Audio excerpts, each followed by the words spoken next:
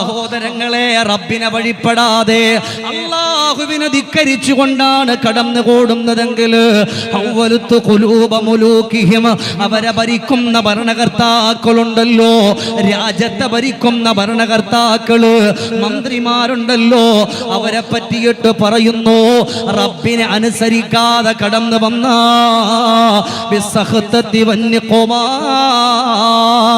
അവരുടെ ഹൃദയത്തിന്റെ ഉള്ളിലേക്ക് നിങ്ങളോടുള്ള വെറുപ്പ് ഞാൻ ഇട്ടുകൊടുക്കുമെന്ന, നിങ്ങളോടുള്ള ശത്രുത ഇട്ടുകൊടുക്കുമെന്ന, നിങ്ങൾക്ക് പേടിപ്പെടുത്തുന്ന വർത്തമാനങ്ങളും ഭയപ്പാടുകളും അല്ലാഹു ഇട്ടുതരുമെന്ന് റബ്ബ് തന്നെ പറയുമ്പോ സുബ്ഹാനല്ലാഹ് ഫസാമൂഹും സൂഅൽ അദാബ്, ആ ഒരു സമയത്ത് അവർ പേടിപ്പെടുത്തുന്ന ബില്ലുകൾ പുറപ്പെടുവിച്ചേക്കാ. സഹോദരങ്ങളെ, അർദ്ധരാത്രികളില് നേരം വെളുത്ത് കഴിഞ്ഞ പല വർത്തമാനങ്ങളും കേട്ടുപോയേക്കാ. അതെന്തുകൊണ്ടെന്നറിയോ? റബ്ബിനെ മറന്നിട്ടുള്ള ജീവിതം നയിച്ചപ്പോഴാണ്. നമ്മളെല്ലാവരും നാളെ മരിക്കുമ്പോൾ ലാ ഇലാഹ ഇല്ലല്ലാഹ് ചൊല്ലണം, ദിക്ർ ചൊല്ലണം, തസ്ബീഹ് ചൊല്ലണം, ആകപ്പാട് ബഹളം തന്നെ. ഇവിടെയോ ഞാൻ ചോദിക്കട്ടെ, എന്നോടും നിങ്ങളോടും ചോദിക്കാൻ, നമ്മൾ നിസ്കരിച്ച നിസ്കാരങ്ങളോ നമ്മുടെ നോമ്പുകളൊക്കെ നമുക്കുണ്ടോ? ഇല്ല. ഇന്ന് എവിടെയാ സന്ധ്യസമയമായി കഴിഞ്ഞാല് ഏത് വീട്ടിലാണ് ഒരു വാഖിയ ഓതുന്നത്? ഏത് വീട്ടിലാണ് യാസീൻ ഓതുന്നത്? പണ്ടുള്ള കാലഘട്ടങ്ങളിലാണെങ്കിൽ വീടുകളുടെ അകത്തട്ടിൽ വയസ്സായ ഉമ്മമാര് പറയും, മക്കളെ യാസീൻ ഓതടാ, വാഖിയ ഓതടാ, അല്ലേ? ഉമ്മമാരിങ്ങനെ ചൊല്ലും, ബിസ്മിയും ഹംദും സ്വലാത്തും സലാമും ഫീസത്തുമാല ഞാൻ തുടങ്ങിയിടുന്നേ, കഷ്ടതാഗൃഹപ്പിഴകൾ തട്ടി നീക്കുവാനേ, കണ്ണുനീരോടെ കരം നീട്ടുന്നു തമ്പുരാനേ. പണ്ടുള്ള ഉമ്മമാരങ്ങനെ വീടിന്റെ അകത്തട്ടിൽ ഇരുന്നിട്ട് അവരെ കൊണ്ട് പറ്റുന്നതൊക്കെ അവർ ചെല്ലാൻ. അല്ലാഹ് വീടിന്റെ ഉള്ളിലുള്ള സങ്കടങ്ങൾ, കഷ്ടതകൾ, ഗൃഹപ്പിഴ, ഗൃഹം, വീട്, വീടിന്റെ ഉള്ളിന്റെ ഉള്ളറയിലുള്ള രോഗങ്ങൾ, സങ്കടങ്ങൾ നീ മാറ്റിത്തരണേ അല്ലാഹ്. മഗ്രിബിന്റെ സമയത്ത് വീട്ടിൽ ഇരുന്നിട്ട് സന്ധ്യ സമയത്ത് ഉമ്മമാര് ചൊല്ലിയിരുന്നു. ഇന്ന് ഏത് വീട്ടിൽ നിന്നാ ഇന്നിപ്പോ അത് കേൾക്കണത്? ഏത് വീട്ടിൽ നിന്നാ? ഖുർആൻ ഓതിയാൽ നമുക്ക് ഭയപ്പാടില്ലാതെ കടന്നു പോകാം. പ്രത്യേകിച്ച് യാസീൻ. ഞാൻ ഇത് വെറുതെ പറയല്ല, ഇവിടെ ഇരിക്കുന്ന മുഴുവൻ ഉസ്താദുമാരാണ്. സൂറത്ത് യാസീനെ സംബന്ധിച്ചിടത്തോളം പറഞ്ഞത് ലിമാ ഖുരിഅ ലഹു എന്നാണ്. ഏതൊരാവശ്യത്തിന് വേണ്ടിയാണോ നമ്മൾ ഓതുന്നത് ആ കാര്യത്തിന് തന്നെയാണ്. അതാണ് നബി തങ്ങൾ പറഞ്ഞത്. ഏതെങ്കിലും ഒരാൾ അവിടുന്ന് ഖുർആൻ ഓതിയാൽ, സൂറത്ത് യാസീൻ ഓതിയാ, വ ഇൻകാന ഖായിഫാ, അവൻ ഭയപ്പെട്ടുകൊണ്ട് കടന്നുകൂടുന്നവനാണോ, കാലഘട്ടത്തിന്റെ ഭയപ്പാടോടവൻ കടന്നുകൂടുന്നവനാണോ, അവൻ യാസീൻ ഓതിക്കഴിഞ്ഞ അമിനഹുല്ലാ,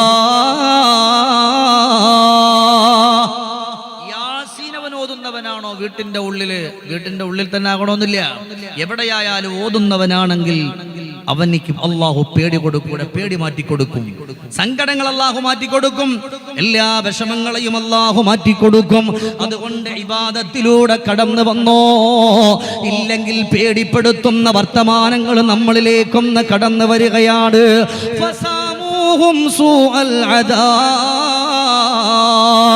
പടച്ചവനെ ഓർക്കാതെ ഇബാദത്തിൽ നിന്ന് പിന്തിരിഞ്ഞുകൊണ്ട് അലസന്മാരായി നടക്കുമ്പോ എന്റെ ശബ്ദം ശ്രവിക്കുന്ന കരളിന്റെ കഷണങ്ങളായ അല്ലാഹു ആരോഗ്യം തന്നുപോയ ചെറുപ്പക്കാരാ, അല്ലാഹു മസിൽ പവർ തന്നുപോയ എന്റെ കൂട്ടുകാരാ, നിങ്ങളോട് എനിക്ക് വെറുപ്പില്ല കേട്ടോ, നിങ്ങളോട് എനിക്കൊരു ദേഷ്യവുമില്ല. നമ്മൾ ഇന്ന് കാണുന്നവരാണ്, നമ്മുടെ നിസ്കാരം പോലും ആർക്കോ വേണ്ടി ചെയ്യുന്നത് പോലെയാണ്. ഫത്ഹുൽ മുഈനിൽ ഇവിടെ ഉസ്താദുമാർ ഇവിടെ ഇരിപ്പുണ്ടല്ലോ, ഇആനത്തു താലിബീൻ ഇങ്ങനെ എടുക്കുമ്പോ അതിലൊരു ബൈത്ത് പറയുന്നുണ്ട്, തുസല്ലി ബിലാ ഖൽബിൻ സ്വലാത്തൻ ബിമിത്ലിഹാ യഖൂലുൽ ഫതാ മുസ്തൗജിബൽ ഖൂബതി. എത്രയോ ആരോഗ്യമുള്ള ചെറുപ്പക്കാര് നിസ്കരിക്കുന്നുണ്ട്. ആ നിസ്കാരം കൊണ്ട് തന്നെ അവർ ശിക്ഷയിലേക്ക് അവൻ അവൻ കടന്നു പോകുന്നുണ്ട്. ആർക്കോ വേണ്ടി എന്തോ ചെയ്യുന്നത് പോലെ പെട്ടെന്ന് പുലവെടുത്തുന്നുണ്ട്, പെട്ടെന്ന് നിസ്കരിച്ച് കുനിഞ്ഞു നൂന്നിട്ട് പോകുന്നുണ്ട്. ആർക്ക് വേണ്ടിയാ നമ്മളിത് ചെയ്തത്? പൊന്നുമോനെ, പടച്ചവനിക്ക് വേണ്ടിയല്ലേ ചെയ്യേണ്ടുന്നത്, മറിച്ച് എന്തിനോ വേണ്ടി ചെയ്യുന്നത് പോലെ നമുക്കൊന്നും സമയമില്ല. ഒരു 5 മിനിറ്റ് പടച്ചവന്റെ പള്ളിയിൽ ഇരിക്കാ സമയമില്ല. തറാവീഹിന് 10 മിനിറ്റ് ഉസ്താദ് കൂടിപ്പോയാൽ പരാതിയാ. ഉസ്താദെ ഇന്നലെ കൂടിയില്ല, ഇന്നലെ കുറവുണ്ടായിരുന്നു, ഇന്നലെ 9:30 അവസാനിച്ചു, ഇന്ന് 9:50 ഒന്നുകൂടെ നീട്ടി, അതാ ഒന്നുകൂടെ ചുരുക്കിക്കൂടെ?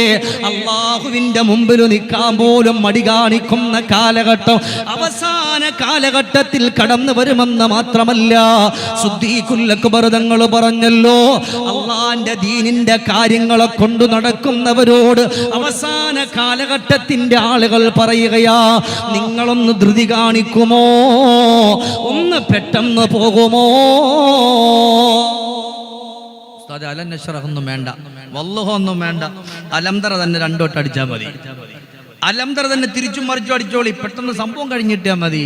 അത് ആർക്ക് വേണ്ടിയാ ചെയ്യുന്നത്? റബ്ബിന് വേണ്ടിയല്ലേ, അള്ളാഹുവിന് വേണ്ടിയല്ലേ. ഇന്നെല്ലാം നമ്മൾ ചെയ്യുന്നതിന്റെ പ്രിയപ്പെട്ട ഉപ്പമാരെ, എന്തോ ഒരു കാര്യം നടത്തി കഴിക്കുക, അത്രേ ഉള്ളൂ. അത് കഴിഞ്ഞു കിട്ടിയല്ലോ. ചില ആളുകൾ പറയും, ഓ അൽഹംദുലില്ലാ, ഏതായാലും അസർ ഒന്ന് കഴിഞ്ഞു കിട്ടിയല്ലോ, മഗ്രിബ് ഒന്ന് കഴിഞ്ഞിട്ടില്ലോ, ഇശാ ഒന്ന് കഴിഞ്ഞിട്ട്, എല്ലാം കഴിഞ്ഞിട്ടല്ല. റബ്ബിന്റെ ഭാഗത്തുള്ള കൂലിയല്ല പ്രതീക്ഷിക്കുക. അതുകൊണ്ടാണ് അവിടെ നിന്ന് അള്ളാഹുവിനെ ഓർത്തുകൊണ്ട് കടന്നു വന്നിട്ടില്ലെങ്കിൽ, അള്ളാഹുവേ ഫസാമൂഹും സൂഅൽ അദാബ്, അള്ളാഹുവേ ആ ഭരിക്കുന്ന ഭരണകർത്താക്കളിലേക്ക് നമ്മളോടുള്ള വെറുപ്പിട്ട് കൊടുക്കുമ്പോ അവർ പേടിപ്പെടുത്തുന്ന അദാബുകൾ, ശിക്ഷകൾ, ഇങ്ങനെ നമുക്ക് പേടി വരുന്ന വർത്തമാനങ്ങള് അവര് പുറപ്പെടുവിച്ചു കൊണ്ടിരിക്കും. ഇദൻ അന്നേരം ഫലാ തുശ്ഗിലൂ അൻഫുസകും ബിദ്ദുആഇ അലൽ മുലൂക്, അങ്ങനെ ഭയപ്പാട് വരുന്ന ഒരു സമയമുണ്ടല്ലോ, പേടിപ്പെടുത്തുന്ന ഒരു സമയമുണ്ടല്ലോ.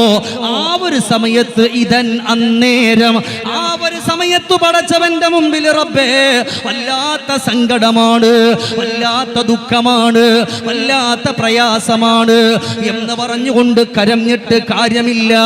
വലാകിന്ന ശുഗിലു അൻഫുസകും ബിദ്ദിക്രി വത്തഫറുഗ് ഇലയ്യാ, അന്ന് വരെ നിങ്ങൾ എന്നെ ഓർത്തിട്ടില്ല, അന്ന് വരെ നിങ്ങൾ എൻ്റെ അരികിലേക്ക് വന്നിട്ടില്ല, നിസ്കാരം നല്ലതുപോലെ ചെയ്തിട്ടില്ല, വുളൂ നല്ലതുപോലെ എടുത്തിട്ടില്ല, ദുനിയാവിന്റെ പുറത്തുകൂടെ പാശ്ചാത്യന്റെ പച്ച പരിഷ്കാരത്തിന്റെ പരദീസയിലൂടെ പാറിപ്പറന്നുകൊണ്ട് പടച്ചവനെ പോലും നാണിപ്പിക്കുന്ന കോലത്തില് അഹന്തയോടെ കടന്നു പോയവരല്ലേ നിങ്ങള്.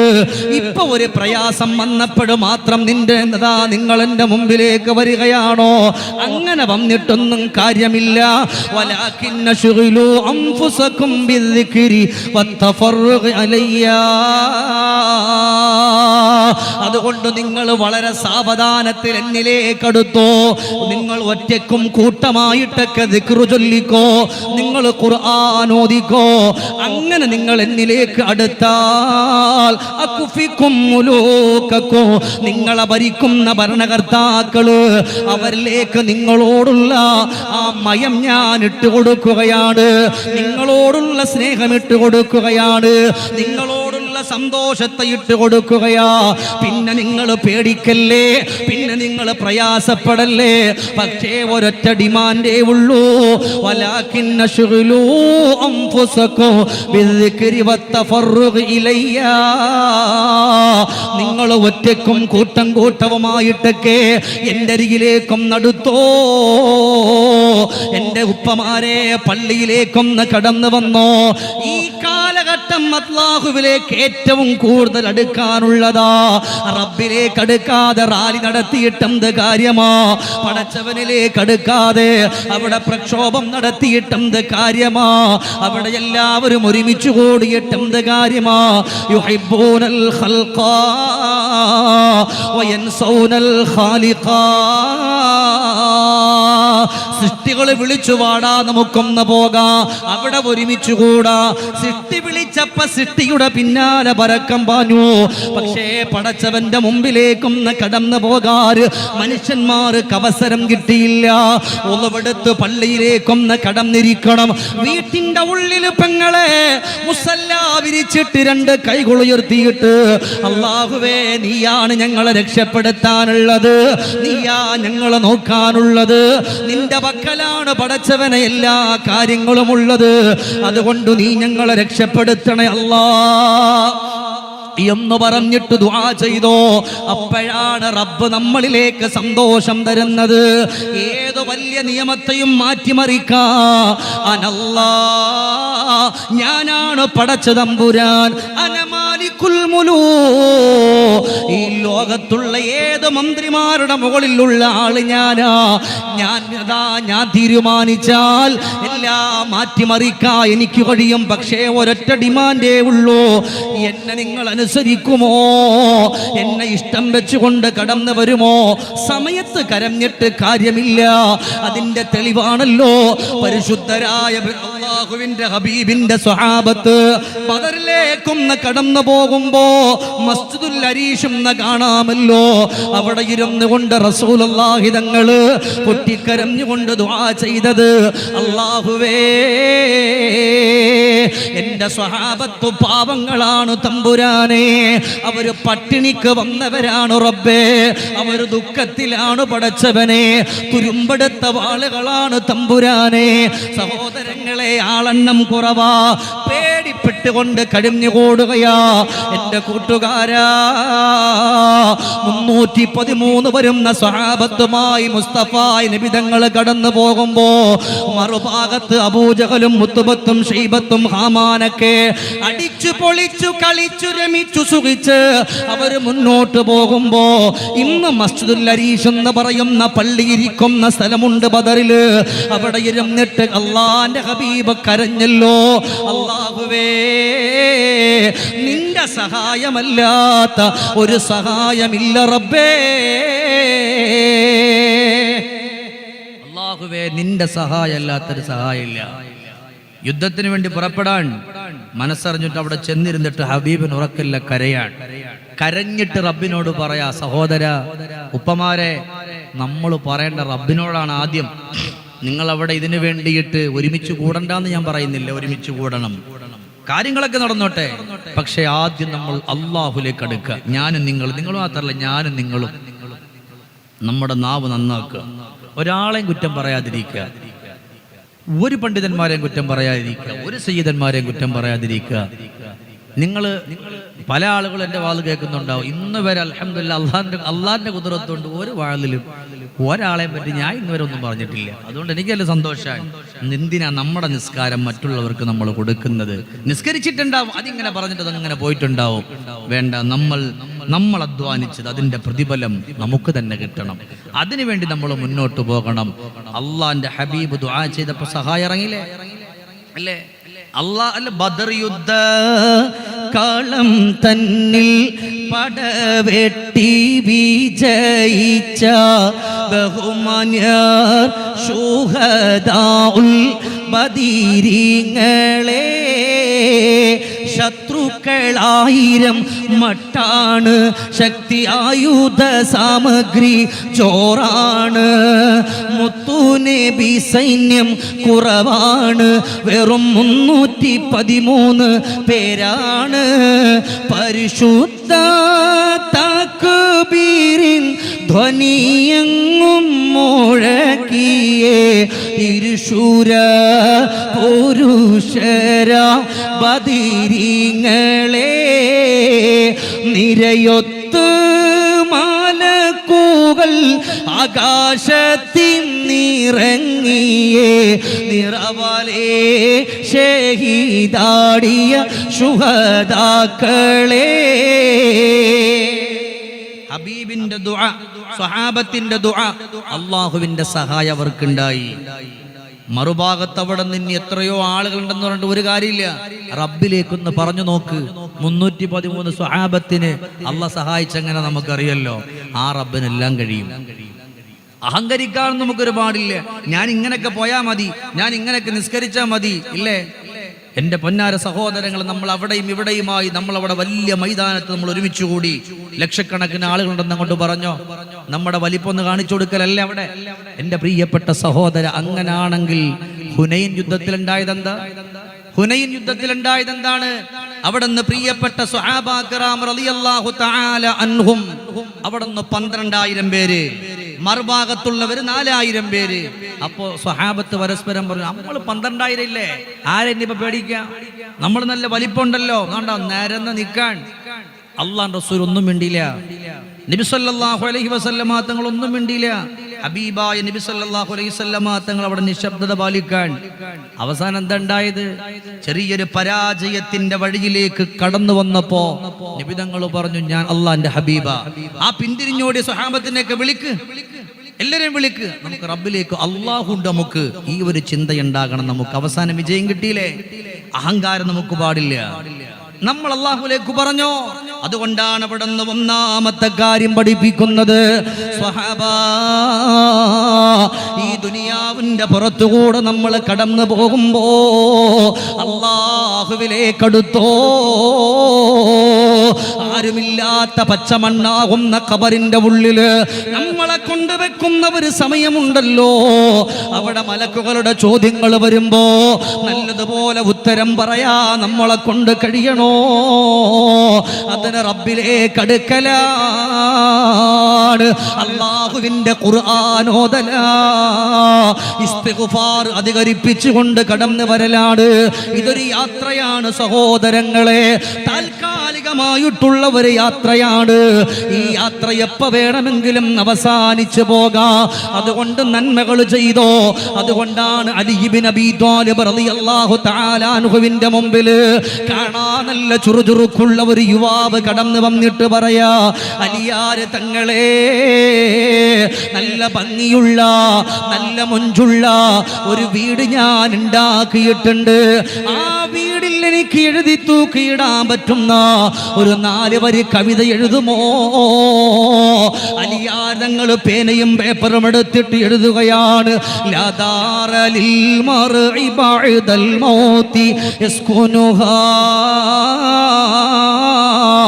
ഇല്ലല്ലതി വഹിയ ഖബ്ലൽ മൗതി ബാനിഹാ വഇൻ ബനാഹാ ബിഖൈരിൻ താബ മസ്കനുഹു വഇൻ ബനാഹാ ബിശറിൻ ഖാബ ബാനിഹാ وعمل لدار غدا رضوان خازنها والجار أحمد ورحمن ناشيها.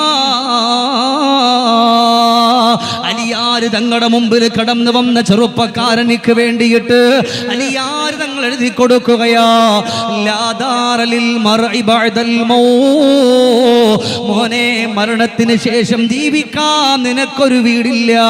ഇല്ലല്ലതി വഹിയ ഖബ്ലൽ മൗതി ബാനിഹാ, മരണത്തിന് മുമ്പ് നീ പണിതിട്ടുള്ള വീടല്ലാതെ അതേതു വീടെന്നറിയുമോ? നമ്മളും താമസിച്ചു കൊണ്ടിരിക്കുന്ന വീടല്ല. നമ്മുടെ നിസ്കാരങ്ങളാ, നമ്മുടെ നോമ്പുകളാ, നമ്മുടെ സ്വതക്കകളാ, നമ്മുടെ ഖുർആൻ ഓതലുകളാ, നമ്മുടെ ദിക്റുകളാ, ഈ പവിത്രമായ മജ്ലിസിൽ ഇരിക്കുന്ന ഇരുത്തങ്ങളാണ് നാളത്തേക്കുള്ള വീടെന്ന് പറയുന്നത്. മരണത്തിന് മുമ്പ് നീ ഉണ്ടാക്കിയ പണിതിട്ടുള്ള വീടല്ലാത്ത ഒന്നുമില്ല.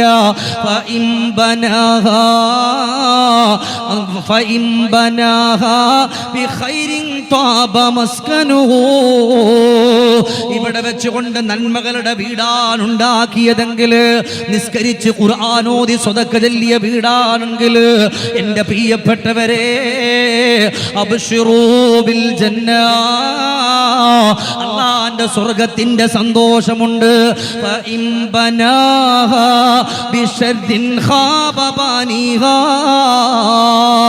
ദുനിയാവിന്റെ പുറത്ത് വെച്ചുകൊണ്ട് തിന്മകളാണ് ചെയ്തതെങ്കിലോ, ഉലൈക مأواهم النار بما كانوا يكسبون. ഇവിടെ വെച്ചുകൊണ്ട് നന്മകളാണ് നിങ്ങൾ ചെയ്തതെങ്കിൽ നിങ്ങളുടെ വാസസ്ഥല സന്തോഷാണ്. തിന്മയാണെങ്കിൽ ചെന്ന് കിടക്കണ സ്ഥലം മോശമാണ്. മോശമായ സ്ഥലത്ത് ഏതായാലും കിടക്കാൻ നമ്മൾ ആഗ്രഹിക്കില്ല. നാളെ അള്ളാഹു ചോദിക്കൂലേ, എടാ നിന്നോട് അങ്ങനെ പറഞ്ഞില്ലേ, എന്നെ വിളിക്കും നിങ്ങളോട് ചോദിക്കാൻ, നിസ്കാരത്തെ പറ്റി പറഞ്ഞില്ലേ, ദുആ ചെയ്യാൻ പറഞ്ഞില്ലേ, എന്തേ നിങ്ങൾ മടി കാണിച്ചത്, എത്ര നിസ്കാരം മുടക്കിയില്ലേ.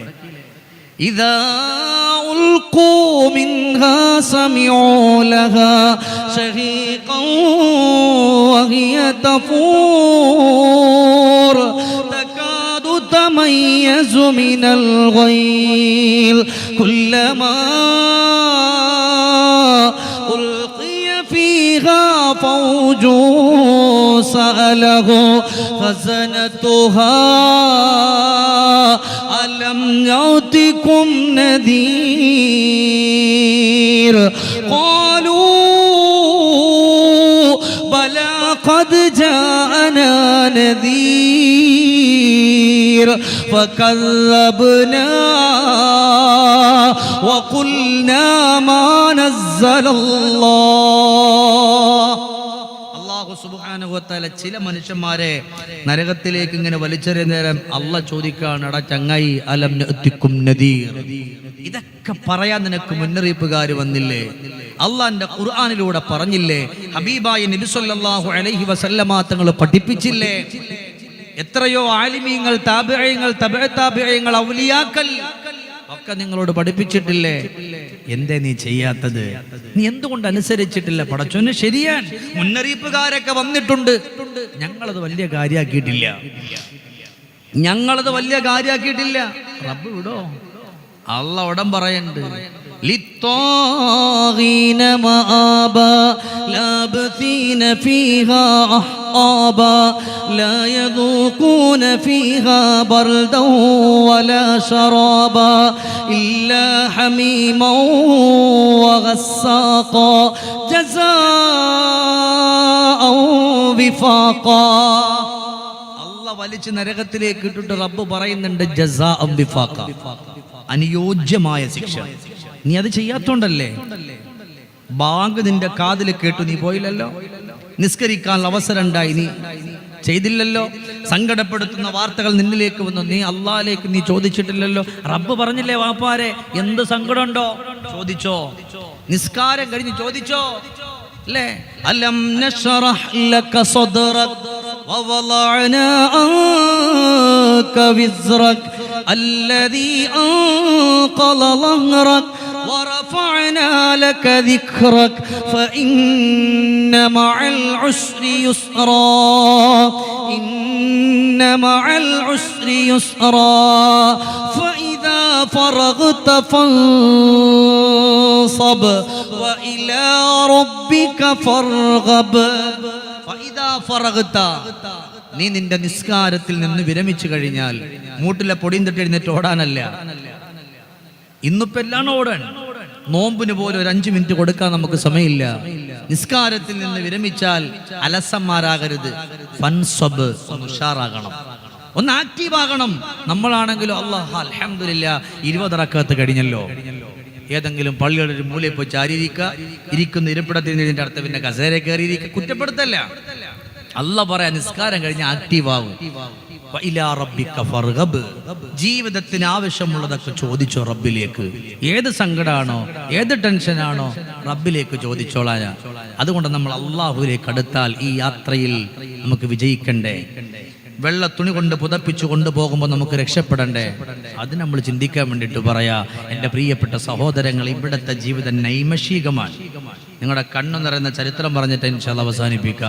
ഇവിടുത്തെ ജീവിതം നൈമഷികമാണ്, കാലാകാലം ജീവിച്ചിരിക്കാനുള്ള സ്ഥലമല്ലേ. അതുകൊണ്ടാണ് ഇവിടെ നിന്ന് പറഞ്ഞു പോകുന്നത്,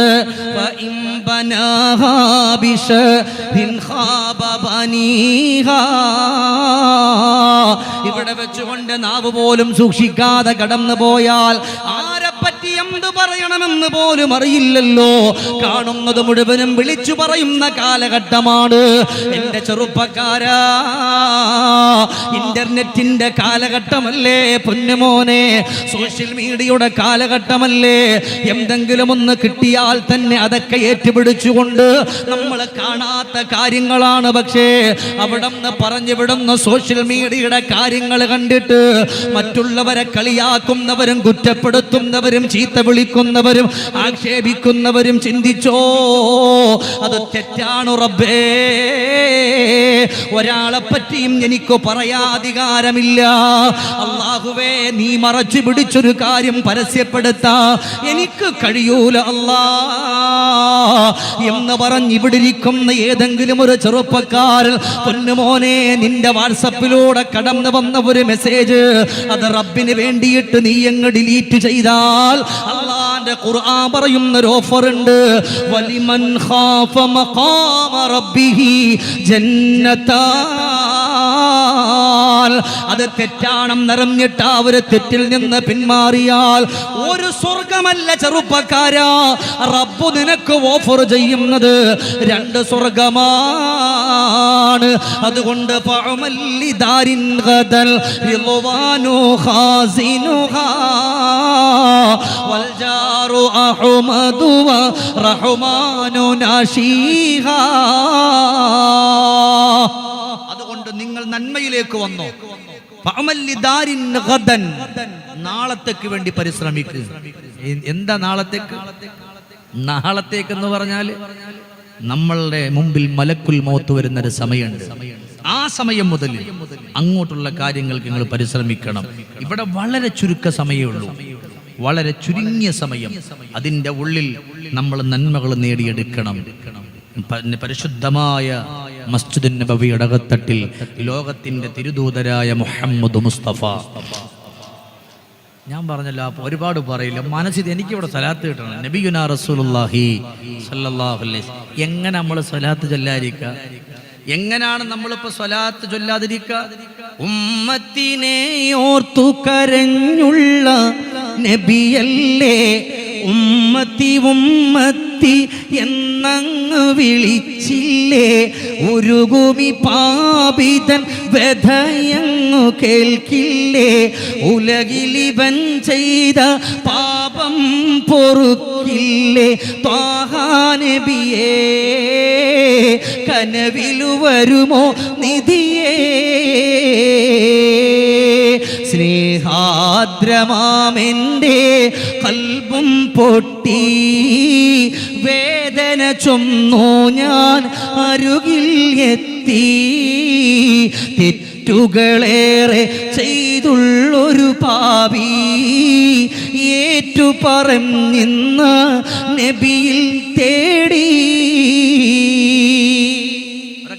ഹബീബായ നബിയുനാ റസൂലുള്ളാഹി സ്വല്ലല്ലാഹു അലൈഹി വസല്ലം, അള്ളാന്റെ ഹബീബിന്റെ ഒരു വാക്ക് ഇന്നുവരെ പാഴായി പോയിട്ടില്ല, ഒന്നും പാഴായി പോയിട്ടില്ല.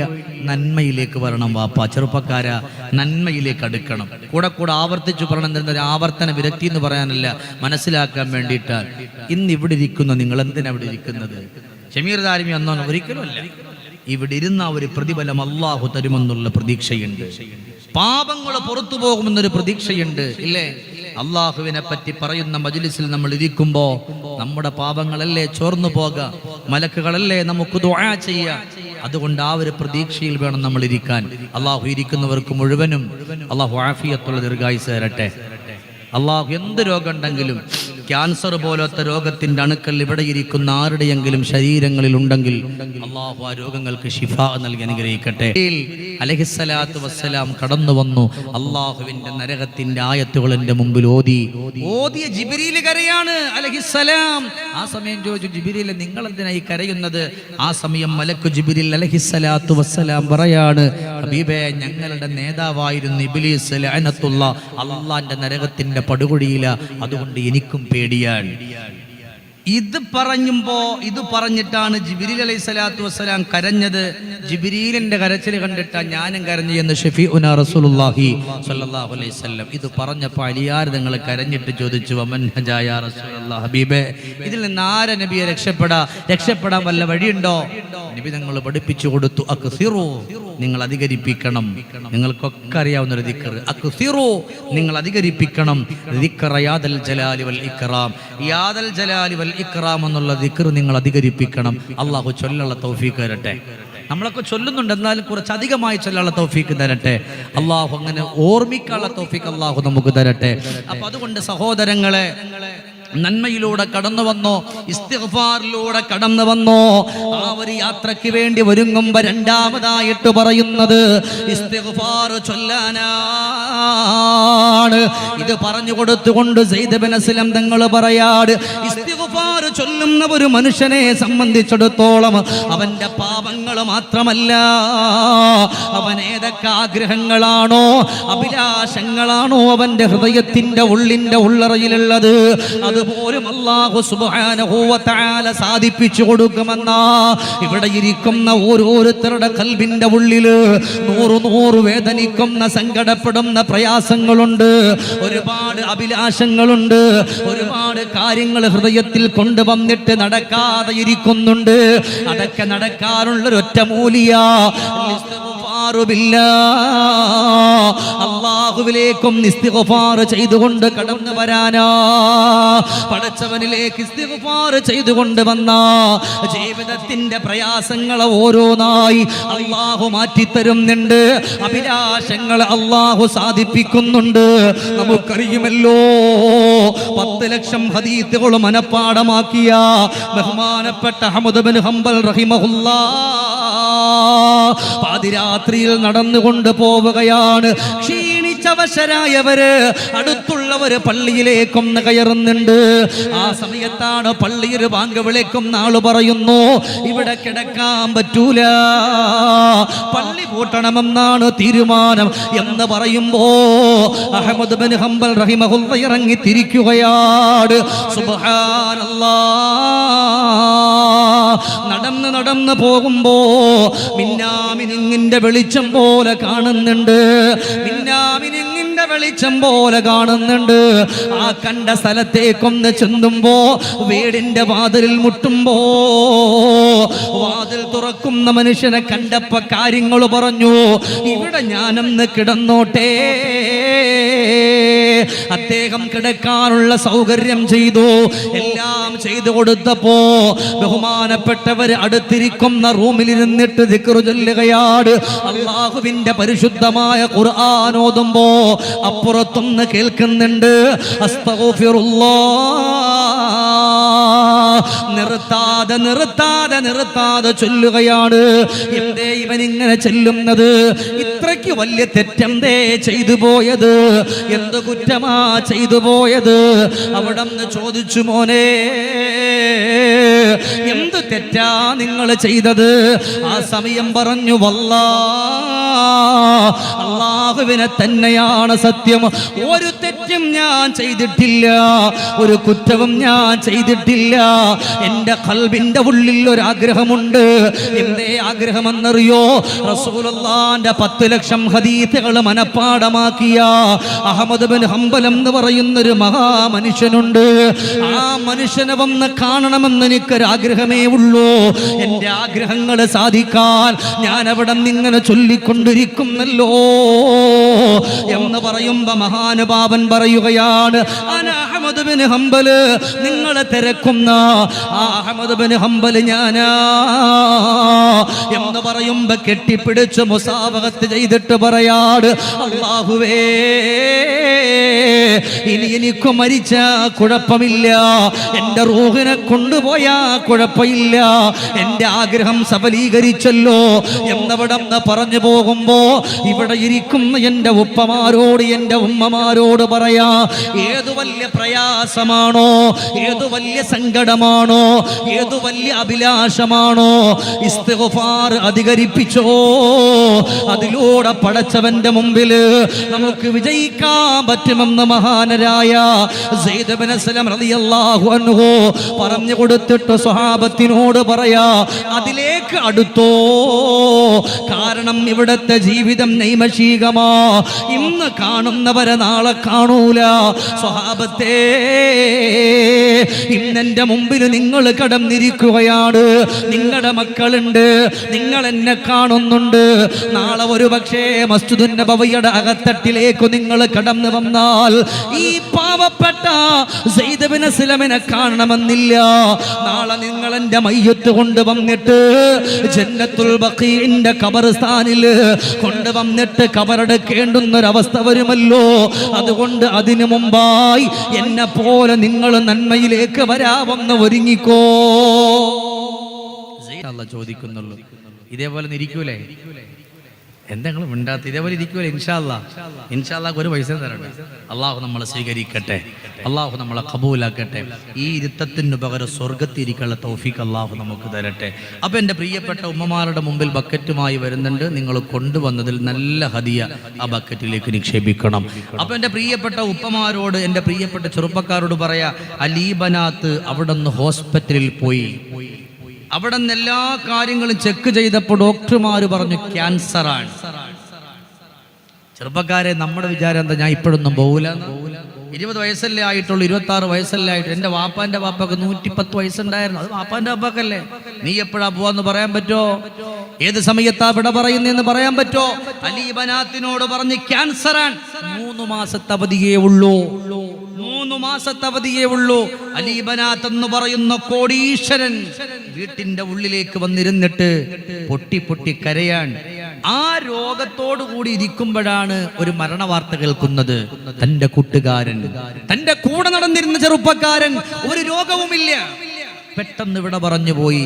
ആ മനുഷ്യന്റെ മയ്യത്ത് സംസ്കരണത്തിന്റെ എല്ലാ കാര്യങ്ങളും ചെയ്ത് മയ്യത്തിന്റെ പുറത്ത് മണ്ണിട്ടിട്ട് ഈ അലീബനാത്ത് എന്ന് പറയുന്ന ചെറുപ്പക്കാരൻ ആ ഖബറിന്റെ ചാരത്തിരുന്ന് കരയുമ്പോ അവിടുന്ന് തന്റെ പ്രിയപ്പെട്ട പള്ളിയിലെ ഉസ്താദ് ചോദിച്ചു, മോനെ നീ എന്തിനാടാ ഇങ്ങനെ കരയുന്നത്?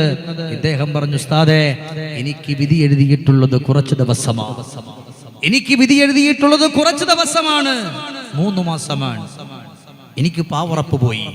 ഒരു രോഗമില്ലാത്ത എൻ്റെ കൂട്ടുകാരൻ പെട്ടെന്ന് മരണപ്പെട്ടു പോയി എന്ന് പറഞ്ഞിട്ട് വീട്ടിലേക്ക് വന്ന് തൻ്റെ കോടിക്കണക്കാന സമ്പത്തുകൾ മുഴുവനും എടുത്തുകൊണ്ട് പാവപ്പെട്ട ആഫ്രിക്കയിലെ മക്കൾക്ക് വേണ്ടി കൊണ്ടുകൊടുത്ത 23 വയസ്സുള്ള ചെറുപ്പക്കാരൻ.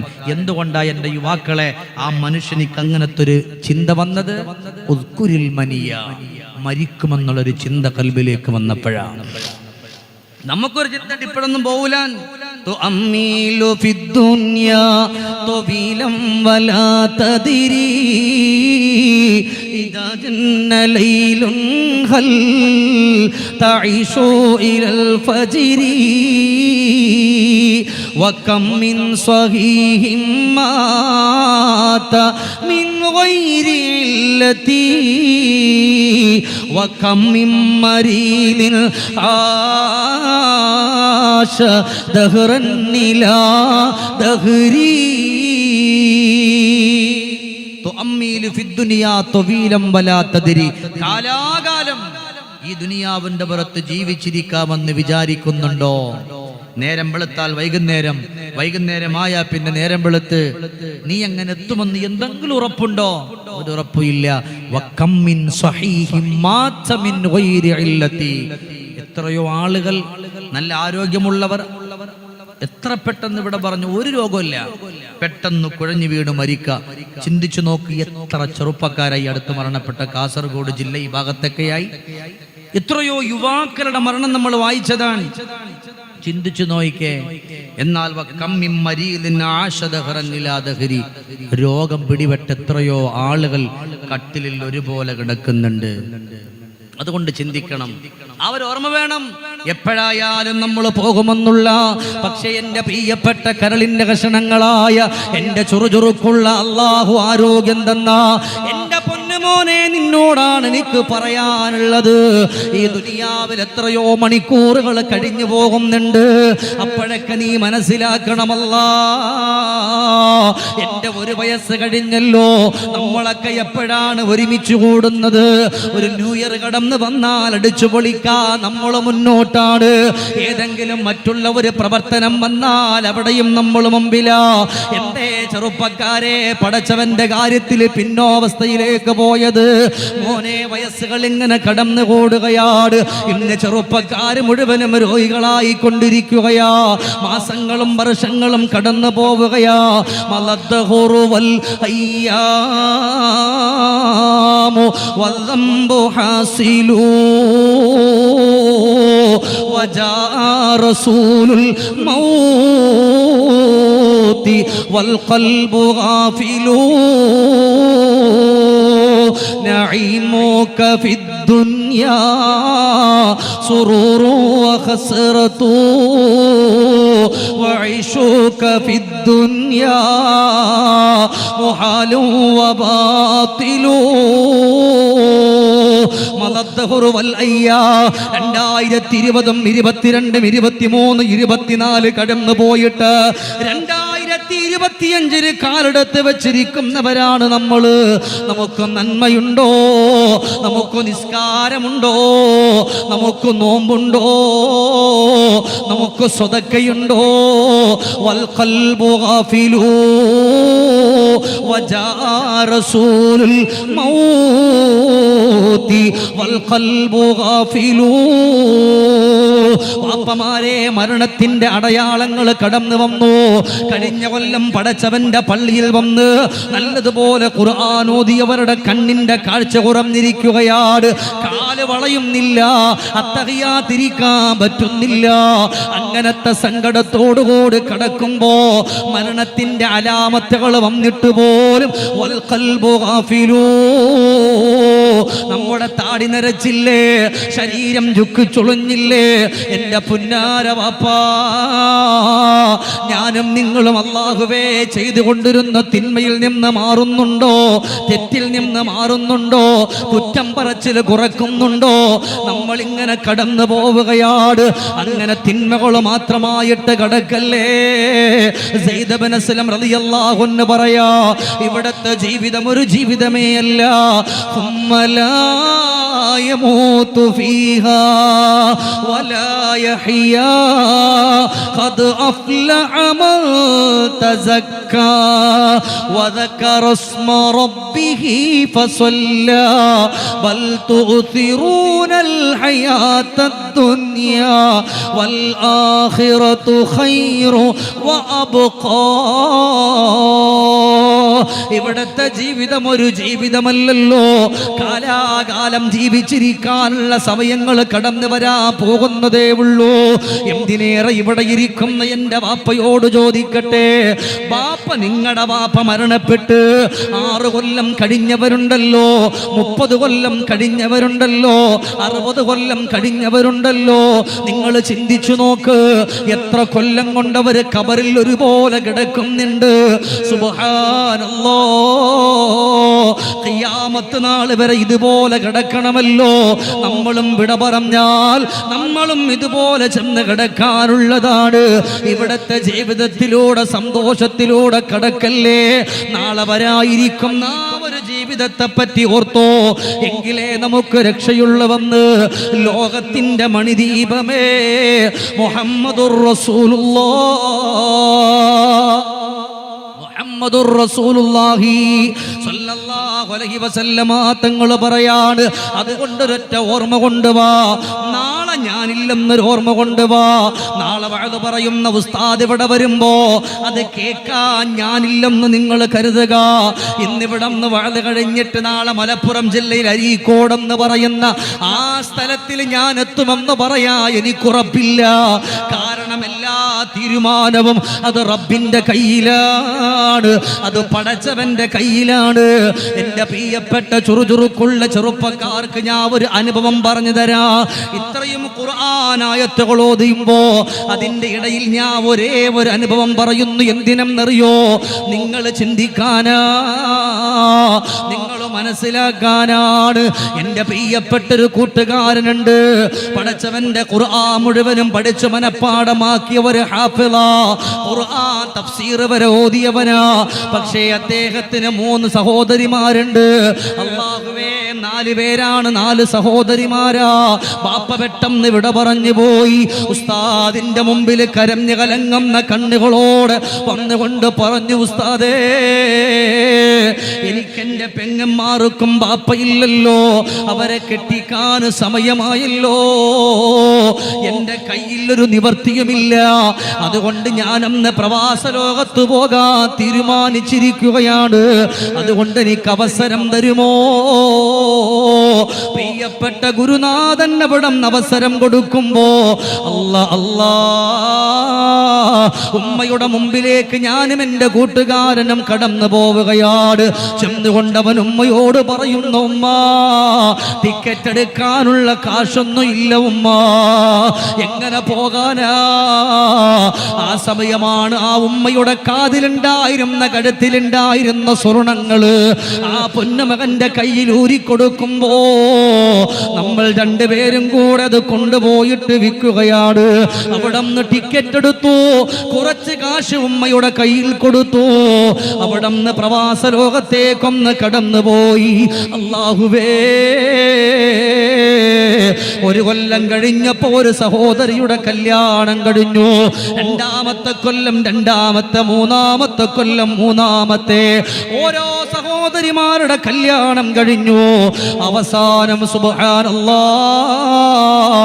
ഇനി ഒരേ ഒരു പെങ്ങളെ ബാക്കിയുള്ളൂ.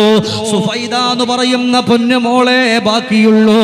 ആ പൊന്നുമോളെ വിളിച്ചിട്ട് പറയാണ്, അതാ മറ്റുള്ള ഒരു സഹോദരിമാർക്കും ലഭിക്കാത്ത ഒരു സൗഭാഗ്യം, മറ്റുള്ള ഒരു സഹോദരിമാർക്കും ലഭിക്കാത്ത സൗഭാഗ്യം നിനക്ക് ലഭിക്കാൻ പോവുകയാണ്. എന്തേ കാരണമെന്നറിയുമോ?